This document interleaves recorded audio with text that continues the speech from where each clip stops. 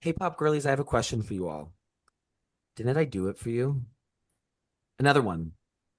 Why don't I do it for you? Another one. Why won't you do it for me when all I do is for you? So think about that, reflect on that, put it in the comments, all the answers to my I- questions. I'm gonna Okay, need those Mary. answers. I'm gonna need those answers on my desk by Monday. Yeah. Girl, Magdalene waits for no one. We need the answers No. within 2 to 3 business days. Pronto. Fax them over. Well, hello, everyone. Greetings. Hello. You said that in the exact same way that Gaga says, greetings, Eros, god of sexual desire. It all comes back to Gaga. Yes. I kind Wow. of It's just need in a my Lady blood. Gaga Magdalene cover album. Oh, that would be so Whoa. good. I feel like she would like do something so like this sound on her, I think would be really cool. It would be out of this world. Yeah. She'd be a fallen alien, but not even Well, fallen, just yes. she would be out of this world. So she'd actually be a stand-in alien. Gaga doing Mirrored Heart. Girl, Gaga doing Home with You, the rap part Girl. in her, because you know how like her talking voice in songs. Nah. Yeah, Yeah. I love. Whoa. Whoa, is Lady Gaga here in the room with us? Steph. Whoa, Steph. I love red and blue. Yeah, love red and blue. Is that what it's called? Yes, yeah. Have you ever listened to it? No. I have no idea what you're talking about. Oh, so you're not a true Gaga historian. No. Red and Blue was her EP before she Oh, became Lady Gaga. She released a Stephanie, like independently released a Stephanie Stephanie Germanotta. Germanata. Okay. Work. Hmm. So maybe study up on that. Okay. Yeah. Okay. Well, should we just get into our hot tracks? Yeah, get into it. Let's do it. I feel like if I don't know Maria's hot track right now, I'm gonna die. Oh my gosh. I didn't know this was so life or It's death, really but important. here we go. I'll let you Say it know. now. So over the last week, I have been listening to so much Rosalia. So much Rosalia. Um, Okay, wait, real quick. Drew and I had a professor in college who would talk about like Spain sometimes, but whenever she did, she'd Stop. always say Madrid or Barcelona, and she's white, of course. That just reminded me of that. Barcelona. She'd be like, "Yeah, so we're thinking about this during my time in Barcelona." She would also always say Gesundheit instead of blessing. She's multicultural. Wow, she is a citizen of the world. She is. Oh, She's Madam queen. X. Yes. Madam X is a professor at Madam X is Loyola. a theater professor. Oh my gosh, that's everything. Okay, but you've been listening to Miss Rosalia. Yes, Rosalia. Miss Rosalia, and I've kind of been bouncing around her discography throughout the week. I've been listening to a lot of Motomami because Well, because you're that is Moto my Maria. tea because of Moto Maria, and I love that album so much. And I have been listening to Lux on repeat. And I listened to her second album a lot this week too, and I actually listened to her first album for the first time this week, which is a lot more of like a traditional like flamenco standards like cover album, but it was fun to like have that on while I was working this week. But I've basically Nice. just been listening to her entire discography this week. But I'm gonna go with my hot track this week, one of my favorites so far from Lux, which is a song called Porcelana. And yeah, I am excited for us to talk about it. I am just excited to talk about her music, but just definitely stay tuned for the future because we'll eventually do her music as like full episodes. But yeah, that's my hot track I know. for I this kind of week. need Maria Motomami episode injected in my DNA stat. I need to listen to Yeah. Lux so bad I can't even stand it. I Oh thought my you listened gosh. to it. I just listened to the Bjork song because you guys wouldn't stop talking about it.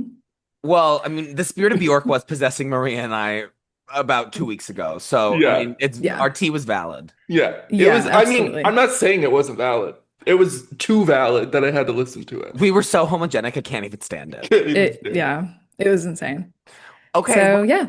Drew, follow up that Rosalia tea. Yeah, so I've I've seen Wicked for I've good. seen it. Yeah. I've seen it, yeah. Um I've seen Thank Goodness, yeah. Mm, Um That's what I wanted. Yep. So is I that your hot I didn't track? know that was happening. I didn't Okay. know that was happening. Okay, real quick, what is everybody's favorite line from that short film? The holding space. I've seen it, yeah, it's my favorite easily. Maria, what's your fave? Um, I Gosh, out of all of the things that got said during that brief exchange, I would probably have to concur with Drew and say I've seen it, yeah.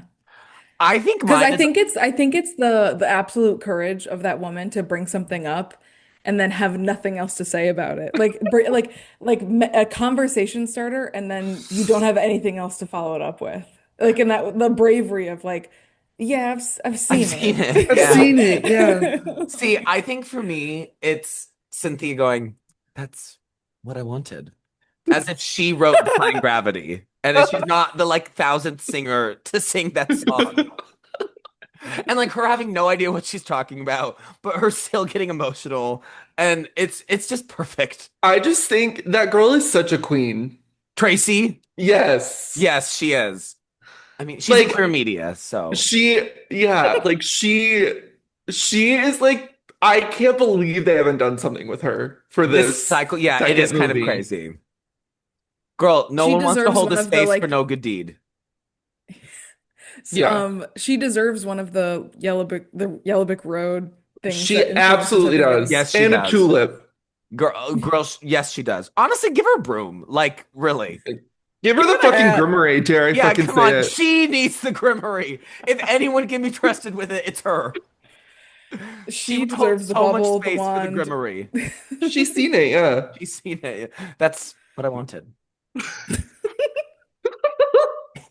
So, yeah, thank goodness it's my hot track. Ariana, give her the fucking Oscar or we'll rally in the streets. Like, I don't know what the fuck else she has to do to get it, but Yeah. thank goodness is that girl. Well, you did kind of steal mine. So, Oh, that was, well, I mean, that is my favorite Wicked song, and that's somebody else's not favorite Wicked song, but whatever. I'll be I don't know what my favorite Wicked song hashtag is. kind. He doesn't even know. You don't even, he doesn't. I really don't. I don't think I know what my favorite Wicked song is. I feel like we talked about this before. Whoa. Uh, That's kind of something you gotta think about. like, why are you being so crazy? I don't know. I just realized I don't know what my favorite Wicked song is. That's like really crazy. I feel like you're so something bad. I can't even stand it. Um, Whoa. okay, I'm gonna do the title track though for good title track because I've also seen Wicked, and I sobbed. I was sobbing. Okay, well, first of all, history happened yesterday because not even without even realizing it, I went by myself and I sat in the exact same spot in the exact same theater that I sat in when I went to Wicked for the first time, which I also went to by myself a year ago. So it was kind of really tea actually. But I got really annoyed because my favorite spot in movie theater is always like the back corner. And there was so much like, I mean, it was a pretty full like space, but there was like still a lot of like other like spaces to be. I don't know why this group of 8 girls decided it was necessary to book the spots literally right next to me when we had an entire empty row. That's I, so I annoying. don't really know why that was needed. So I couldn't even cry in solitude. I had to be witness to people who don't even know anything because one girl was getting primed about part one going into it. It's like you haven't read the ancient text. Why are you here? Like, why are you here? Go There's home. room for everybody. Let's I just mean, say do your that. research. You haven't seen it. Yeah, you haven't. So, but yeah, the title track for good just like destroyed me. And And they ate that up. yeah, it's like it's incredible. Yeah, the vocal performances are as usual. Besides Michelle Yeoh, are love Michelle Yeoh. We were discussing her before the episode started, but like Cynthia and Ariana are like It's they're out of beyond. this world. Yeah, they're amazing. Okay, so Yay. are we ready to get into our Magdalene tea, everyone? Yes, ma'am. Mary Magdalene. Yes, ma'am. Okay, so I'm so excited to be talking about FKA Twigs' second studio album, Magdalene, today. We've talked about Twigs before in the podcast. Moto Maria covered Eusexua right when it came out earlier this year. Check it We're out if you twiglets. haven't. We're Twiggies. Um, but this is like my FK Twigs album because Maria is so eusexual, I can't even stand it. She's probably the most eusexual person alive. Yep. I am so Magdalene, I can't even stand it. So I'm so excited to be talking about this record. So I want And I'm so Kepper songs or whatever. to, girl, you're You so know what? LP1. I can't even stand. I listened to LP1 for the first time this week. I had actually never listened to it before. Oh, That really? cover is so good. Girl, that album's cuckoo. Oh, is it really? She's it's crazy. It's Um, interesting. yeah, it is interesting. It's not my fave Twigs project. Oh, okay. I think she gets a lot, I mean, but she's Magdalene is like autobiographical, dare I say it? for me. Yeah. Yeah, I know. I mean, I know for her, but I know it's also me. Okay, so I want to start my little speech with a verse from the Bible. So this is from the book of Mark, chapter 16, verse 9. Now, when he rose early on the first day of the week, he appeared first to Mary Magdalene, from whom he had cast out seven demons. So that's just kind of setting the scene for everything. Okay, so getting into the background of the record. So, like I alluded to before, this is her second studio album. So, in 2014, she released her very critically acclaimed first album, debut album, LP1, which, like Drew said, has like one of the most gorgeous album covers I've ever seen.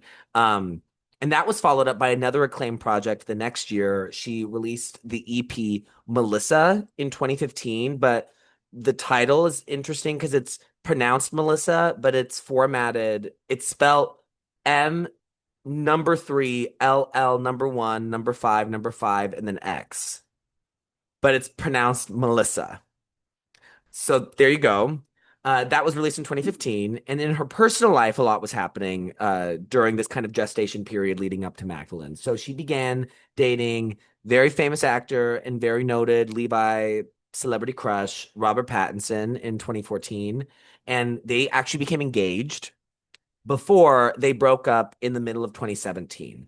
And after their relationship became public in 2014, Twigs, who is a black woman, became the target of just really horrific racism online and vitriol from the British media and Twilight fans because she was in an interracial relationship. And by dating such a high profile figure, her celebrity status was really elevated to a level not normally associated with an artist who makes the kind of experimental music that Twigs makes.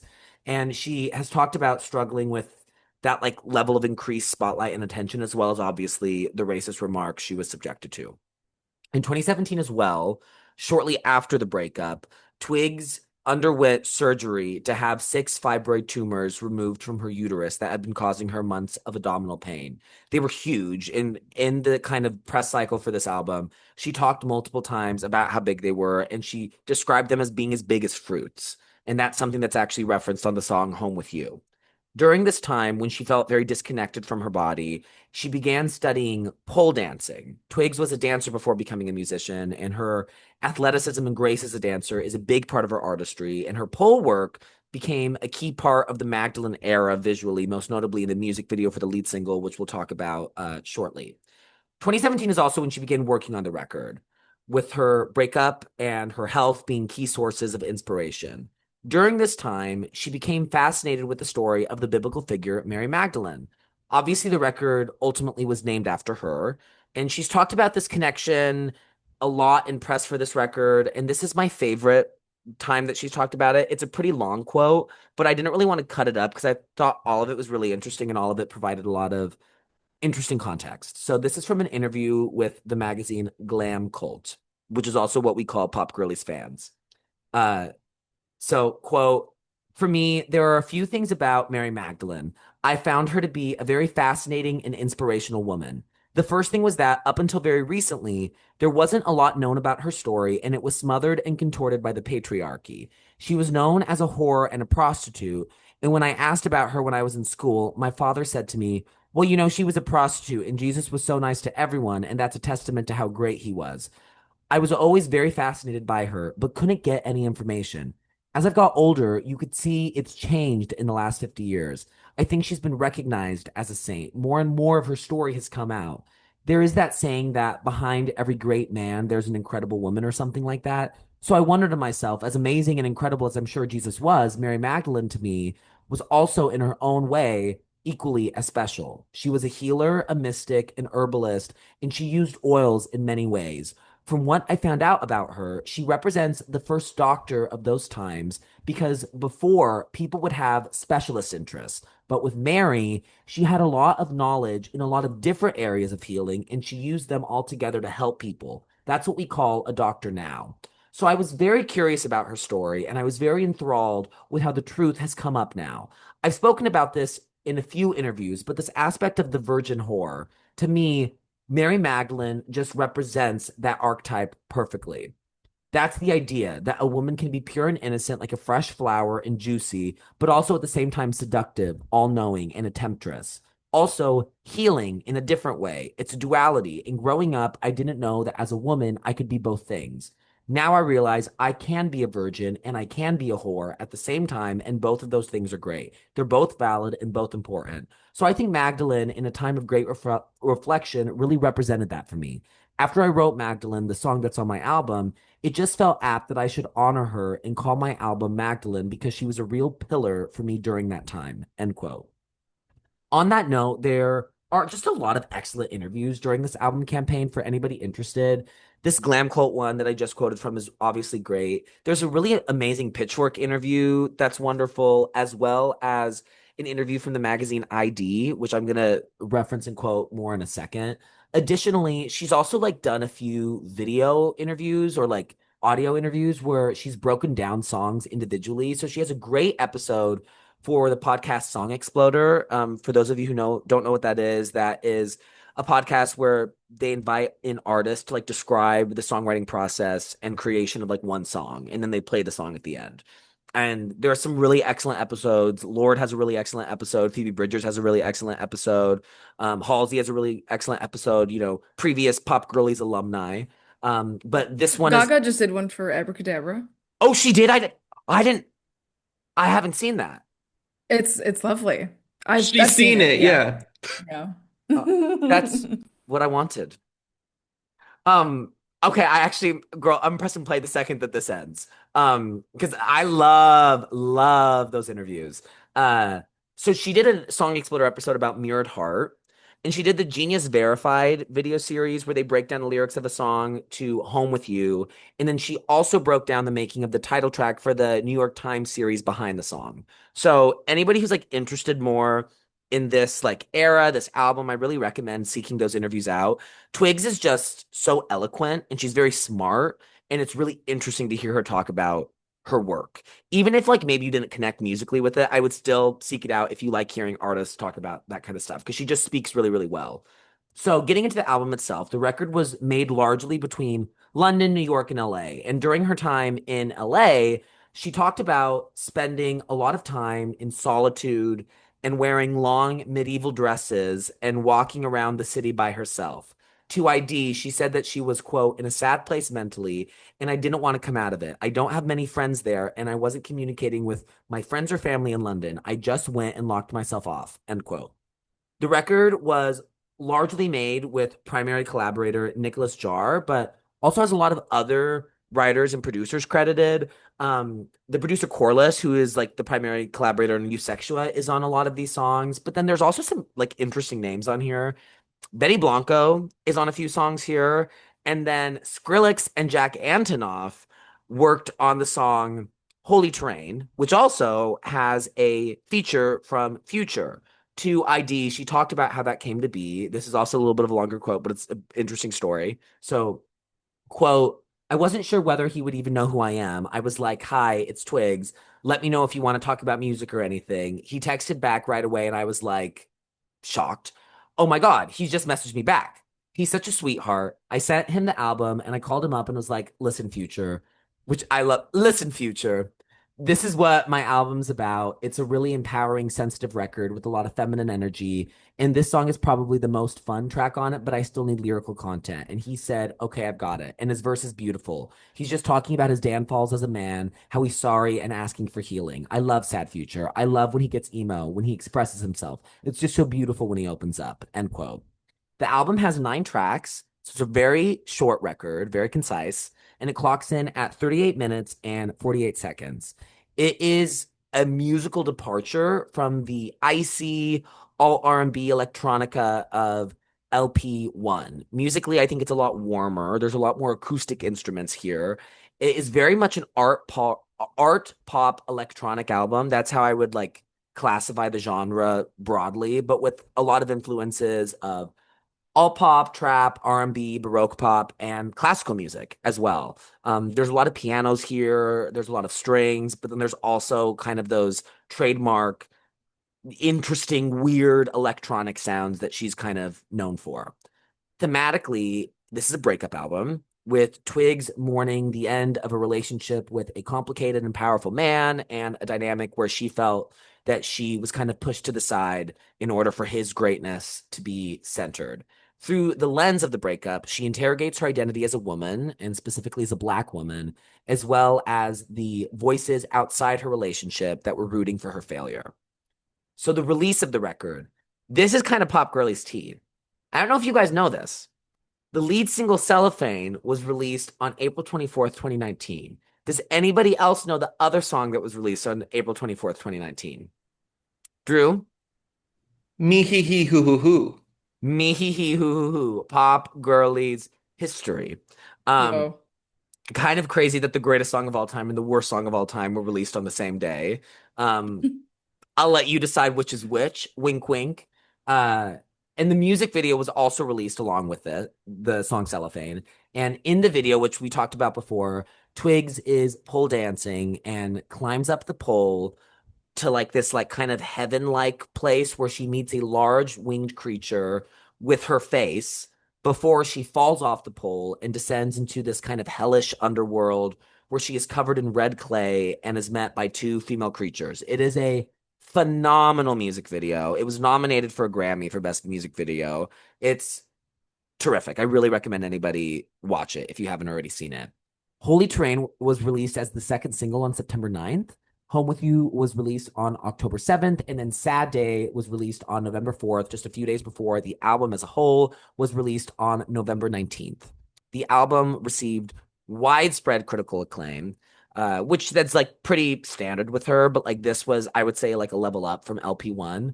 It has an 88 on Metacritic, and it received a glowing Pitchfork review where they gave it a 9.4 and ultimately named the album the second best of 2019 after Norman fucking Rockwell, also a Pop Girlies alumni, and named Cellophane the best song of 2019. So that's Magdalene. I'm so excited to talk about this record. This has been one of my favorite albums of all time since it came out. The last quarter of 2019 is like one of my favorite periods of music ever. Like some of my all-time favorite albums came out within those months. We got Lover, Norman fucking Rockwell, Pang, Immunity, Magdalene. Like and those all came out like within like a few months of each other. It's pretty absurd. It was a great period for music. And yeah, this has been a very important album for me. I'll talk more about my thoughts in a second, but I'm very excited to hear what you guys have to say. I know Drew had listened to this album before, but I know Maria, twiglet that she is, had not, Correct. which is kind of tea, actually. So That's she actually. I think we're gonna get started. I think we're gonna have Drew start us off, and then we'll get into Maria Headland, and then we'll get into Levi lore. Yay. Cool. Great job, Levi. Thank Yeah, you. that was amazing. Should we start Uh, Bible quoting every episode? They don't There's even got know to be what. something in there for everything. Come on. The concept of us finding something for like Chromatica. Oh, that Chromatica, there's probably 10 billion quotes in Genesis that we could relate to that. I mean, honestly, there's probably so much about kindness. That's probably where she got the idea for kindness punks. Okay, Drew, start Oh us my off. goodness. um, So yeah, so I the only history I have with this album is connected to Levi. So I knew of this album specifically from the album cover that from Levi. I remember him always sending me that song. So I'd listened to Cellophane before the album came out and before I listened to the whole album, and I really liked that song. Um, at first, I will say like her vocal performance on that song is like a little off-putting, and it's not really what her voice sounds like in a lot of her other songs. Like uh it's very almost like characterized in a way that's really I think when you first hear it, if you're not expecting something to be super characterized, it can be a little bit like off-putting. But um you really have to listen to this whole album within the context. And I think that is really important because I what I love so much about it is I love an album that like really goes with the concept and like really rides with that. You do love And that. You I love a love concept. I love a concept. And this is like a perfect example of that. I love how each song feels so different in the production. Like Cellophane and Fallen Alien and Home With You exist on the same album. But in a lot of ways, it's like all of these songs are so twigs. Um, so yeah, I listened to it for the first time. I don't even know. Um, I don't, I mean, I was definitely texting Levi about it, but I don't know when it was that I listened to it. But I was definitely glad that I did when I did because um I think I was when I listened to Cellophane, I was kind of expecting the whole thing to be a little bit the vocal performance, which is not my favorite when I first listened to Cellophane, but now I've come around to really liking it. Um so yeah, I really love this album. I love the like theatricality of it. I think it's so much more theatrical than like any of the other things that I've listened to from her, which I really love. I would love to have seen this album get like a huge like arena tour moment because I think it could have been like the craziest production of a tour ever. Okay, well, you're famous for always knowing what the tour opener should be. What's your tour Oh, opener? it's the opening track, Thousand Eyes. Thousand Eyes is your Yeah. okay. She has to open with that. Yeah. But yeah, I'm so impressed with her. I really loved obviously Eusexua, and so I listened to it, I think after Eusexua. And I do think I prefer Eusexua to this, but not just because of like quality. I think this album, the lyricism is so perfect, but also like the production so perfectly matches each song. Um, but then also each song fits so perfectly on an album where each song is so different. It's so interesting. Um, I will say like there are a couple songs where I find the melody a little tricky um to latch onto. But then there are other highlights where I think she's like literally making perfect music on this. So I'm interested to see where we all kind of lie in our tracks. But yeah, crazy that I'm so excited to hear what Maria and Levi have to say about it because I know Levi obviously has so much like personal history with it. I obviously don't have that, but I really like it. And yeah, the last thing I'll say is like visually, I'm not obsessed with the album cover, or any of. I like the Cellophane music video. It's not like what I would go to for a music video, but it's kind of like I understand why it's so great. It's not my personal favorite. Um, Have you watched any of the other music videos? no, I haven't. I mean, I think they're all gag city. I love them all. But the quality of the music itself is amazing. she does sword fighting for the Sad Day music video. She's like doing this. She like trained for this like very specific style of I think it's Japanese sword fighting. Oh Um, wow. and she trained for like months just for that video. Whoa. I mean, that's the thing, like her commitment is Yeah, just so impressive. she Like even is. with Yeah, Eusexua. Like I feel like the commitment to like making like a dance album of that kind of sound. I mean, she literally created a new word. I mean, it's like she is just so committed to the art that she's making, and I find that really impressive. Like I don't really know anyone. I mean, it kind of reminds me of like Gaga, to be honest.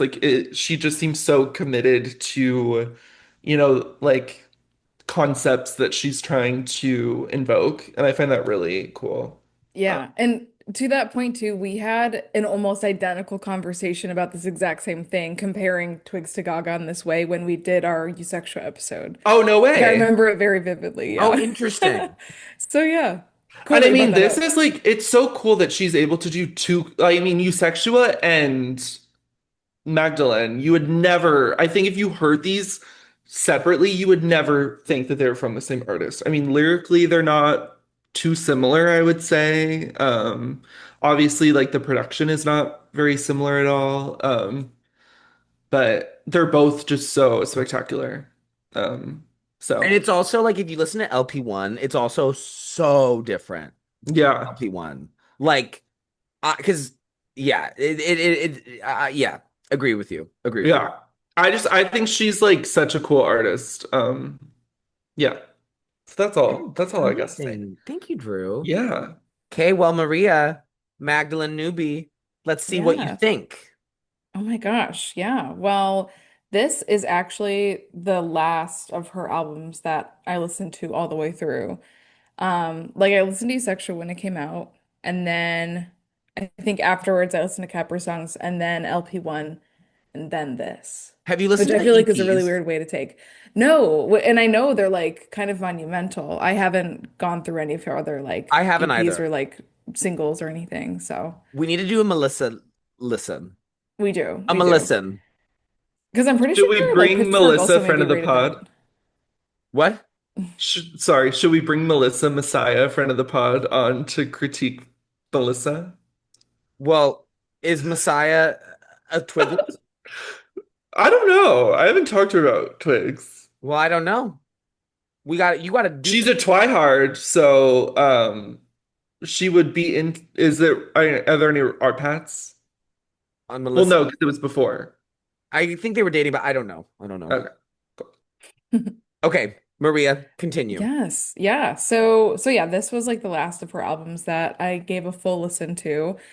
And I honestly like really wish I had absolutely no idea what this was going to be like because I had of course heard Cellophane and like knew the general themes that the album was going to hit, but like I really wish that there was a world where I could have had absolutely no idea what anything sounded like and just had no idea because I feel like that would have given me like a completely different listening experience.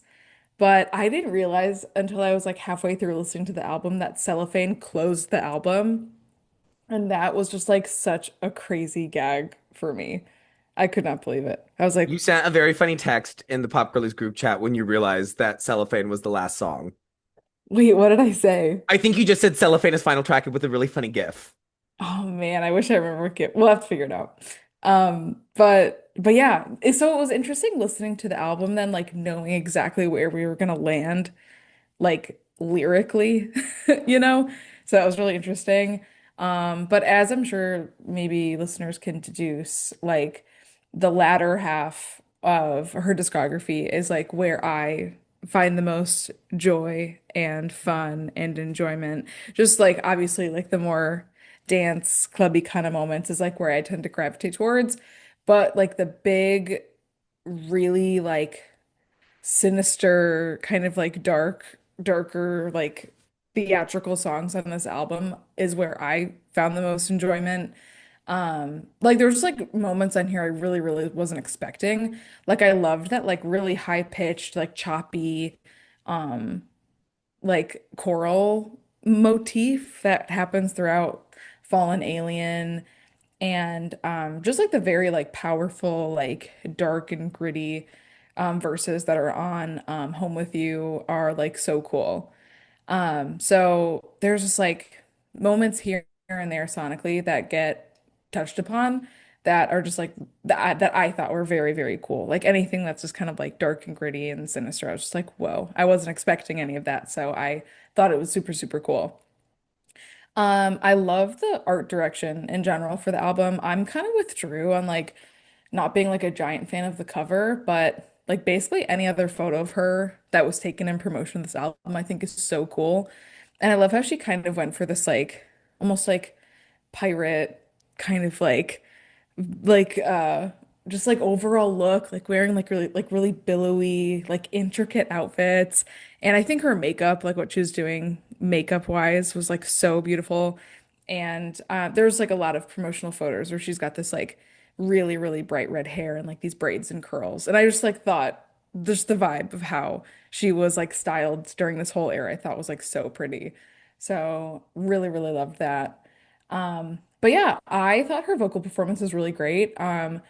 There isn't as much of like her kind of really, really high, kind of like shrill head voice. There isn't as much of that in like Capra Songs or You Sexual, and there's like a lot more of it in like LP1 and Magdalene. And I thought that kind of more like operatic vibe like suited this whole project like really, really well. And I'm kind of with Drew. I like how you mentioned like there's some melodic moments where they just like feel a little bit harder to latch onto. I kind of shared that same experience. And we'll get into it with like our favorite tracks for sure. But yeah, I just loved the big theatrical moments. And kind of I feel like we touched upon this a little bit already, but like I feel like she's just such a smart interesting writer, and I don't think anyone has the capacity to like write lyrics on like a similar level to she does. It's just so unique and so true to her. And yeah, I think also just something too with like just the general art direction and style of the album, how she's kind of in some things, and especially what you said, Levi, with like the music videos, how she kind of is almost like this like warrior figure, how she does all the sword fighting and all of that. I thought that's so cool too. So yeah, that's kind of all my thoughts. I'm excited to get into our tracks and also what Levi thinks. So yeah, Yay, cool. Thank you. Thank you, Maria Magdalene. of course. Well, to close things out, so this is one of my favorite albums of all time. This was the album that got me into Twigs. I knew that she existed. I knew LP1 during that time because that album was on a lot of like best of lists that year in 2014. And that image is just so striking. That cover art is like it's just insanely beautiful and so interesting and like really attention grabbing. So I knew that she existed. And then I obviously knew that she was dating Robert Pattinson. Um, I never really delved into her music though until Cellophane. I heard Cellophane and I was just completely wowed and gagged. I think that my idea of what a FK Twigs song would be like was not at all what Cellophane is. And I get that Cellophane was very much like a departure sonically and like an expansion of what she does musically. Um, but it just completely gagged me and made me incredibly invested in this album. And so I was very invested in this whole era in the lead up to it. It was something that I was very much looking forward to.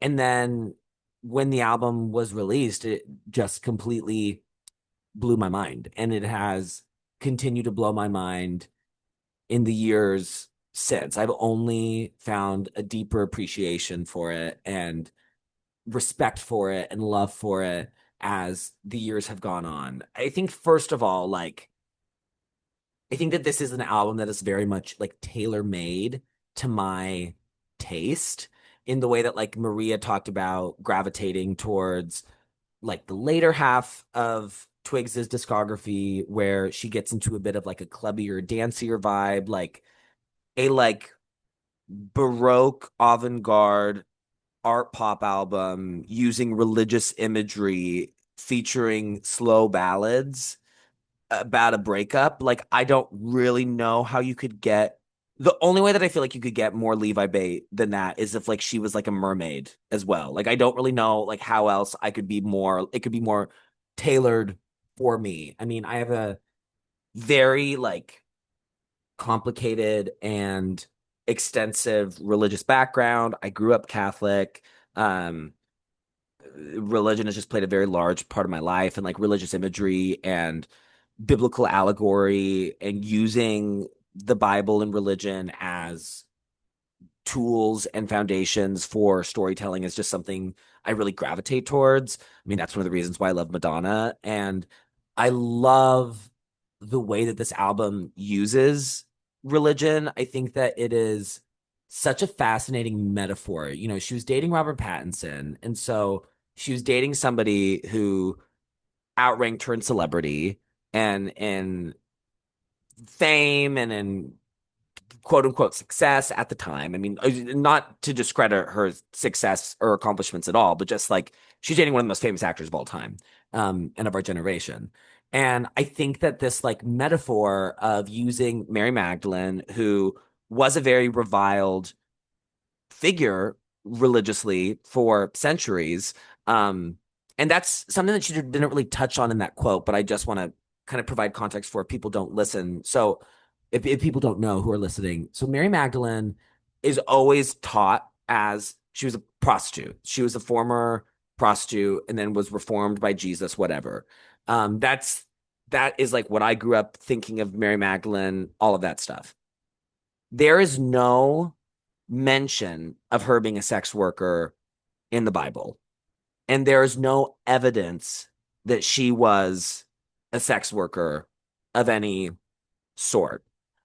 That is something that religious leaders early on in the history of the Catholic Church created as a way to kind of diminish her. Because if you look at the text, she was a very important figure. Like we talk about the 12 apostles, the disciples of Jesus. Like there's a reason why the 12 are all men, and like that's why because Mary Magdalene was like one of the closest people to Jesus, if not like his closest confidant, and was could very much be seen as like another apostle. But because she was a woman, and because the way that women were viewed, you know, during the time of the early church, her image had to be discredited, and the way to do that was to make her um, a prostitute. And so I think this kind of idea of somebody who was like the closest connection, closest like right hand person to this like very beloved, famous man being discredited in that way and being pushed to the side, using that as a metaphor for the way that she felt in the dissolution of her breakup, dissolution of her relationship, I think is just fascinating. I think that is so cool thematically. And there's so many layers to that. And the way that like obviously she explores it in kind of that like virgin whore dichotomy on the title track. I love, but I also love when she's referenced on the song Home with You in the pre-chorus when she goes, Mary Magdalene would never let her loved ones down. Like I love this like idea that like she's like created her as this like character in her head that she's like holding herself to. Um and so that's just like one example of the lyrics being incredible on this record. I think that her storytelling, like Maria said, is so singular. It's so unique. It's so unique to her. And then hearing the way that she talks about her inspiration and how that manifests in the songs, like I think is fascinating. I mean, another Home with You one is I've never seen a hero like me in a sci-fi, so I wonder if your needs are even meant for me. That is about like her, you know, being a black woman and growing up watching like sci-fi movies and action movies and like not seeing herself represented in the heroes and main characters of those kinds of films. And so her internalizing that and being like, well, I wonder if I can even fight for you because, you know, I don't exist in these kind of narratives. Like people who look like me and exist in the world as I do aren't allowed to be, you know, warriors like what Maria was talking about. Like just like one line like that, packing all that narrative heft is incredible to me. There are so many lyrics I could highlight. I'll do that more when we get into individual songs on our hot tracks. I mean, not our hot tracks, our Holy Trinity. But yeah, the lyrics and songwriting are a huge standout for me, as well as the production. I think the production is gorgeous, gorgeous, gorgeous. It is so, so good. I love the production here. I love the synthesis of the extremely cold, abrasive, jarring electronic moments with the acoustic moments. I love the piano used here, and I love the way that like the electronic sounds sit on the piano. I love the orchestral moments on the record, but then I also love when it devolves into kind of like the trap beats of something like Holy Terrain, but then we get a little bit of this like orchestral kind of Kate Push pop moment on a song like Sad Day. I love what's happening here musically. I love her operatic vocal performance. I think she's an incredible vocalist. She actually took opera singing lessons. And was like trained by like opera teachers in preparation for recording this record, which again kind of gets back to like the commitment that she brings that we were talking about earlier. It to me is just a flawless album. I think it is sequenced perfectly. I think it is a album that every song earns its place, and the album wouldn't be the same with any song taken away. I think it's an meticulously made record. I think every moment on here is so intentional and exists for like 1,000 different reasons. And I feel like I could pull up any singular moment and ask Twigs, like, why is this sound here? Or like, why is this lyric right here? And she could like give a very detailed answer for everything. It is such a thought out, well constructed record. I just adore it in every way. And then, kind of on a personal note, I mean, this has been a very important album for me for a long time. I've just loved it so, so much. But I've kind of been experiencing something in the last few weeks since I've been in a really big Twig space, which we kind of talked about a few weeks ago with the release of Afterglow and then the new Eusexuous songs. It's just really got me into a Twig space. And then I started listening to Magdalene, and then I decided that I want to do Magdalene for my next album on the podcast. And it's been really interesting because this is an album I know front and back, like the back of my hand, but I'm listening to it in a place in my personal life that's very different to the place that I had been listening to it for the last 6 years. This album is like 6 years old. Because I went through a breakup this year. I'd been in a very long relationship, and I love the person I was dating, and he's like my best friend. Um, but it is I very much resonate with a lot of the lyrical themes and the ideas on display here.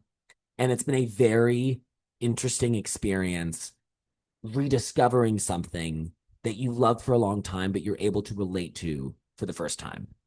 And it's been very emotional for me and very moving. So, and just very affirming of why I love art and why I think art's important and why I think music is important. Um, that sense of connection and that sense of being understood, I just think is really vital. So I adore this record. I adore Twigs as an artist. She's somebody who, even if something doesn't like fully click for me, like because there are projects I gravitate towards more than others. Like Capri Songs isn't like my favorite. There are moments like I love Meta Angel. Maria, I had a moment to Meta Angel the other day at the gym. Yeah. I love that song. But she's somebody who I'm always invested in because I just think that she is operating on a level of her own. So, yeah, I love this record, if you couldn't tell. Okay. Yay. Yeah. So, are we all ready? Does anybody have any final? Oh, also, I love the album cover. I love the album cover. I have to say it. I do. I do. I do. I do. I love how she distorts her face on like every album, and I love that like the braid becomes the snake, and I love that like it's this visual style that like looks like vaguely classical, but also like incredibly like electronic and like digitally altered and like uncanny. I think it works really well with the sound of the album, and I love the kind of like thread like background. It kind of looks like some kind of like fabric. I love it. But I also get why somebody wouldn't like it. Like I would say it's like maybe her like least like visually appealing, but I think it like is I love it. That's interesting because you also don't like the Eusexual cover, Maria, right? Yeah, I'm honestly not a huge fan of any of her covers all that much aside from like Capra songs because I think she looks so cool in that cover, Not but even LP1. the other ones just are not for me. They're not for me. Well, see, I love every album cover. They're so like Yeah. everyone I'm gagging for. I think they're all so cool. Like, have you seen the Melissa one? That one's really neat. Yeah. It With was her so hand. yeah, her hand. Yeah, yeah, yeah, yeah. Yeah. Okay. Well, I just had to say my piece. So for those of you who like the album cover, you're not alone. You're welcome and beloved here. Whoa. So we're gonna get into our least faves and fave songs. So we're gonna start with our least fave, our me hee hee hoo hoo hoos. Can't believe that this song came out the same day as Cellophane. Taylor, you set yourself up. You boo boo Yeah. fool clown. Um, Drew, what is your me? So, my me is Daybed. And it was for the reason that I was kind of mentioning earlier in my thoughts. I just don't think the melody I particularly gravitate to. I can't ever latch on to it. And I would say out of all of the songs, if you had to take one out, I think you could take out Daybed and it would be okay. Okay. That's just how I feel. Well, that's how you feel. Yeah. Maria, what's your me?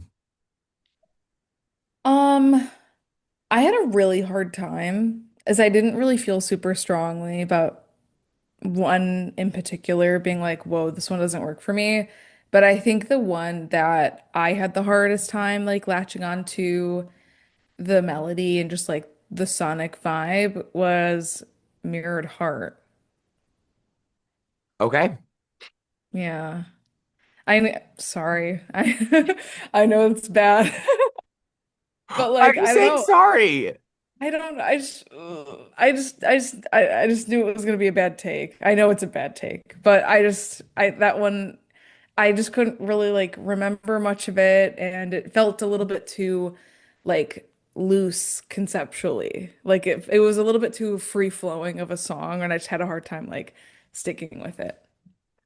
I wonder, have you listened to the Song Exploder episode? No, I wonder if just I'm just curious to see like what you would think of the song if you heard her talk about it. Because totally. she describes like the inspiration for it. It came to her in a dream, and it's very interesting to hear her talk about. She talks about like she had this dream where she was in this like room with all these people and they all had like mirrors on part of their bodies and they were all like searching for the other person in the room who had a mirror on the same part of their body and like that meant that they were like meant to be together and then she was the only person in the room who like didn't have somebody who had a mirror on the same part of her body um Whoa. which is like first of all oh my god girl go to therapy like what's happening but yeah okay interesting. Well, one of your songs is also My Me, and it's Daybed. Daybed is I think Daybed deserves its place on the album. I do think there should be more songs about sad masturbation, but it is, I would agree with Drew, like melodically the one that I'm probably just the I gravitate towards the least. But one of my favorite moments on the record is on Daybed. I love at the end when like the music kind of swells up. I find it really beautiful. I also just unfortunately think it is just sandwiched in between two Yeah. extreme supermodels for me, like the most beautiful supermodels ever. Like Tyra, eat your heart out. So it kind of is like it's kind of set up to fail just on virtue of that alone for me a bit. Okay. Holy Trinity, Drew. Yes. Okay, my number three. It's between two supermodels for me. But I'm gonna go with one. I'm gonna go with Holy Terrain. I Mm, love Holy Terrain. I think it probably has my favorite melody on the album, to be honest. That chorus, she interesting. sounds amazing on that song. And it feels to me like such an outlier too. Especially because I didn't know about like the Jack and Benny Blanco inclusion. I didn't know anything about that. And obviously it has only feature. I just think it's so cool. And I think out of all of the songs on it, it is the sound she kind of like inspired the rest of her albums that we know today. Like Holy Terrain, I feel like could be on Eusexua, and I don't think any other song could be on Eusexua, like even in the slightest. So I really love that one. Um, and then my number two is Cellophane because It's a Fritz Bernays. Yeah. it's a Fritz Bernays. Yeah, it's just it's so it's what you call like magic, you know? Um, yeah, it's just insane. And then my number one is Mirrored Heart. Because it's all for the pain. Right. Yeah. Yeah, it's just Is it all? It's also fits per days. it's yeah. Yeah. Okay, Maria. Well, I don't think that's going to be your number one. Maybe not. Maybe not. Okay, so my number three is Thousand Eyes. Ooh. Yeah. So if I you thought walk this was out a this door, it starts our last goodbye. yeah, exactly. I thought this was such a great album opener, and anything that has like any sort of like dark, creepy old choral vibe, I just love so much. Like I love any sort of like old-timey like minor chord choral arrangements. It's just so pretty. So I loved that so much. My number two is Fallen Alien. You're so fallen alien, I can't even stand Yeah, you. that was almost my three. Yeah. I mean, that song was just so cool. And she's the only person that could make it, you know? Only person, yeah. So, and then my number one is Mary Magdalene. Ooh. Yeah. The chorus on this I just love so much. Yeah. Wait, so a woman's work, a woman's prerogative. Yeah. That Your song is prerogative as a so woman. yeah. That song is so theatrical, I can't even stand it. Yeah, that song. Yep. You, Maria, you should listen to the New York Times thing. With her talk there, the way she talks. Apparently, that song like went through like a very long gestation period to get like the production right. I think she like Really? came up with the melody like in like 2 seconds. Ooh, I think she interesting. talked about just like getting up there and being like, Mary Magdalene, creature of desire. Oh, it's so cool. That song's so cool. Yeah, that song's amazing. Okay. So mine's very similar to Drew's, my Holy Trinity. My three though is Home with You. I love Home with You. I love the like weird, grimy, glitchy verses, and I love all the lyrics on that song, and then the juxtaposition with that like beautiful, like classical operatic chorus. And I think that song ends in like such a gut punch way. Like it's a gut punch the way that that song ends when she goes, and I would have told you I was lonely too. Like it's just so good. My number two is also Cellophane because like cellophane is just to me it's like yeah like you kind it's like it's cellophane and it's like perfect songcraft it like this it's a perfect Yeah. everything about it is so perfectly constructed and I love songs like that where like it's so simple but it works so well and it's so interesting too like I love the detail on that song that the beat, the drum, it's beatboxing. It's not like an actual like drum. It's somebody beatboxing, which I think is so, so cool. And I just think that like she really captures that like devastation of trying to accept a relationship ending where you tried your hardest and it just didn't work with such a simple phrase of didn't I do it for you? Like that it's poetry to me. And then Like my no one says that. it's one of those things that's like I can't believe that that lyric didn't exist before.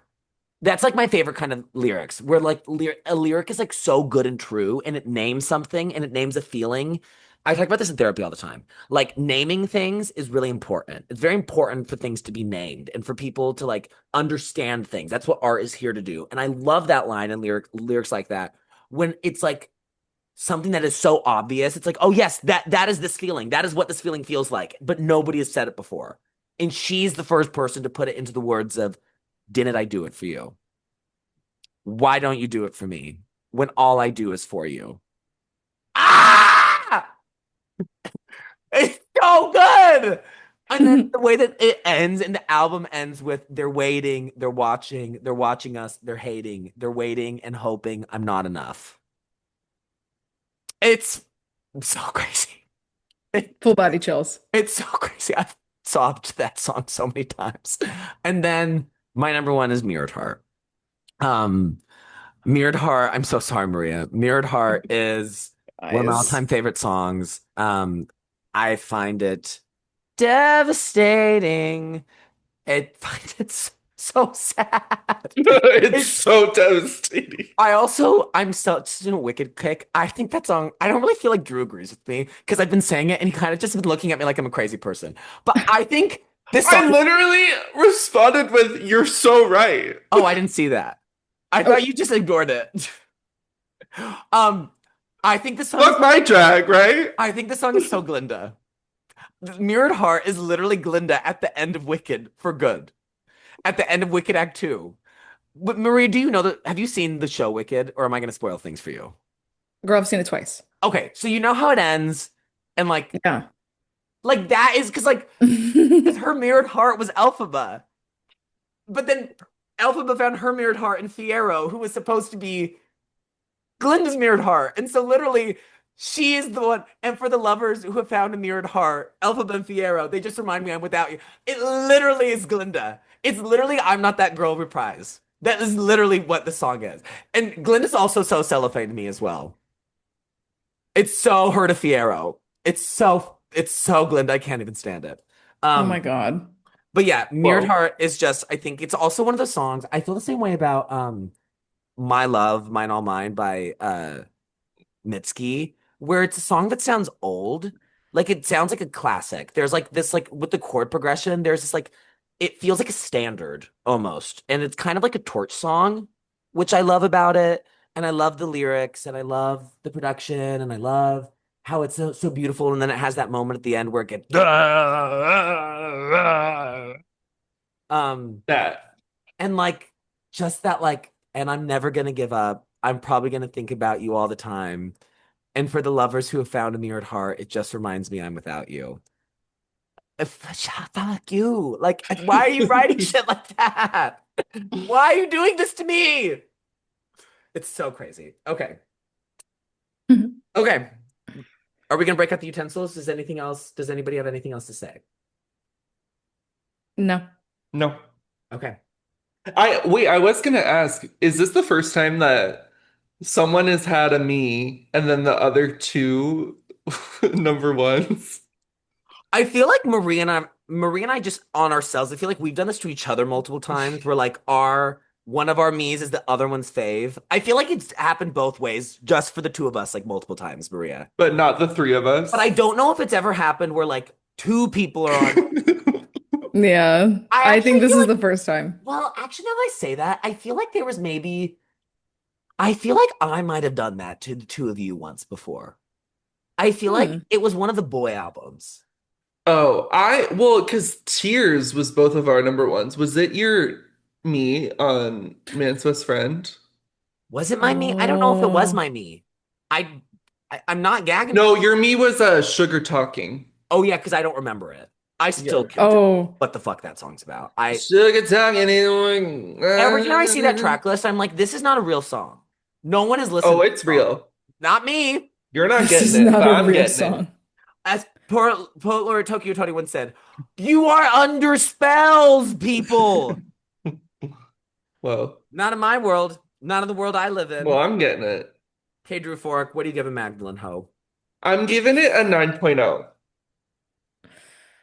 It's so 9.0. T, it's so in the 9 range, but it just doesn't, the visual, the one song where I'm like kind of clunky there.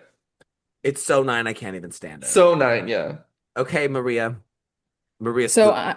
I'm gonna go in at an 8.9 because I know I gave Eusexual a 9.2. So I figured I could leave some room for Capra songs to either fall in between or just behind Magdalene as far as like an overall score on the whole thing, you know? Mm-hmm. So I thought I'd leave some breathing room in You're between thinking them. big picture. Yes, yeah, Well, I don't know if anybody will be surprised by my score. This is like a Mount Rushmore album for me. Um, totally. and so I get self-conscious anytime I give a 10 to something because I just feel like I'm a loser and I do it all the time and I'm stupid. But it just, unfortunately, I have to listen to my heart because it is a 10 for me. Because there's just nothing about it I would change. It's Nothing such a about it I 10 would for you. I change. can't even see Yeah. it. Yeah. And it Yeah. also kind of was like written about my life as well. Like it kind of like I know that she talked about Mary Magdalene, but I'm kind of it's kind of about me. So, just for that era, like Drew, this album is so Spencer, I can't even stand it. It is so Spencer, It's yeah. so Spencer. And real Levi historians know the implications of that. If you know, you know. And if you don't, you don't. That's all that I gotta say. Yep. Okay, so we have a overall cumulative score of 9.3, Love. Love. which is just behind Eusexua. Eusexua has a cumulative of 9.4. Whoa. There So, you have yeah, because So it sounds Eusexua, like we're more eusexual. you two are. it. You two are. You two are. I'm doing Gregorian chants and shaking my ass to holy terrain. You two are Eusexua. Yeah. But, Mama, I miss. Well, eusexual is a feeling.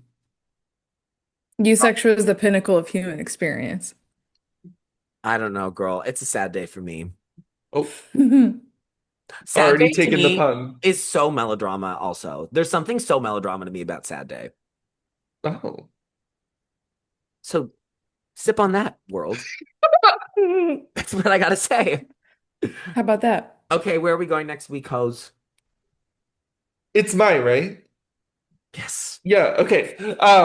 So next week we're doing something real fun, and I'm so excited. I feel like it's been a little anticipated by just the Pop Girlies, not by anyone else. I was about to say, it's like, I don't think people would write in lists, Yeah, no, no, no. articles in the world about But this. we're doing our first musical theater album, which I'm so excited about. I mean, we did Wicked the movie, but we haven't done a Semantics. we haven't done a Broadway cast recording or anything about that yet. But it's really fun because we're doing a show that I have seen individually with both Queen Levi and Queen Maria, and also my Hmm. mother. And also by We're yourself. and also by myself. And so we're doing Death Becomes Her, the original Broadway cast recording. Yay. So excited. And y'all, Pop Girlies Nation better listen beforehand. And there is also a bootleg online. And Hit me just watch up the film too. and watch the Watch the film film. and The go to New best York, line see reading the of all time is show. on the film. Yep. Go to New York, see the show. Maria Yep. knows. Maria just mouthed it to me. If you know, you know. If you know, you know. Yeah. Orange juice, orange drink. If you know, you know. Do you So guys know can't what that wait. is? Oh yeah, that's the JLo video. Her Yeah, I love bodega order. orange drink. If you know, you know. If you know, you know. Death becomes her. If you know, you know. If you know, you know. Yeah. Well, we're so Yay. excited, Drew. We're gonna be Yeah. undead. We can't wait. I can't wait to tell you, Ernest. Oh, It's gonna, I literally can't wait. It's gonna be such a Pop hoot. Girlies is not ready for. Should that be our And debut like we are episode? also like listen to the whole thing and also like know the plot of it if you don't want spoilers because we're just gonna fucking spoil shit that Well, how happens. could we not spoil it? Yeah, like too It's a bad. cast recording. It's a story, ho. Yeah, it's a story hoe. Um, so yeah, if you want perfection, listen to the next episode. The fact that you can make any sentence the funniest sentence of all time if you just add the word ho at the end of it. It's it it's simple mathematics. Like literally, like I could just be like, "There's a plate here," and that's normal. But I could be like, "There's a plate here, ho," and then it's the funniest thing that anybody's ever said. Literally, you Oh, can it's the say best. anything. Hey ho, if you orange drink, if you know, you know. If you know, you If know. you know, you know. Okay, IYK, yeah, YK. what? What? If you The know, you acronym. know. The Oh, acronym. girl, I thought you were speaking in tongues. I was like, what?